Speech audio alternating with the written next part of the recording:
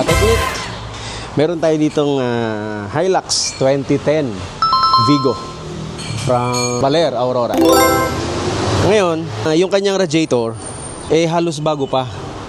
Pero ito, sigurado nasira ng mga nagpalit ng belt or may ginawa dito sa part na to. Kasi kalimitan to, kapag may gagawin sana yung mekaniko sa area na to, malapit sa radiator, dapat tinatanggal yung hose dito. May hose yan dito eh.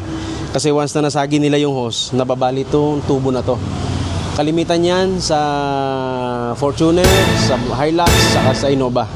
Madalas nangyayari to, hindi nila napupuna na nasasagi nila yung hose kaya napuputol. So sayang yung radiator. Maganda pa siya pero naputol na.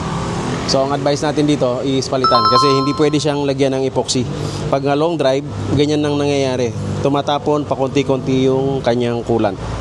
So mga guys, pagka kayo magre-repair o magpapalit ng belt, don't forget to remove this hose. Yan. It's Kuya Pong again from Technicars Auto Services.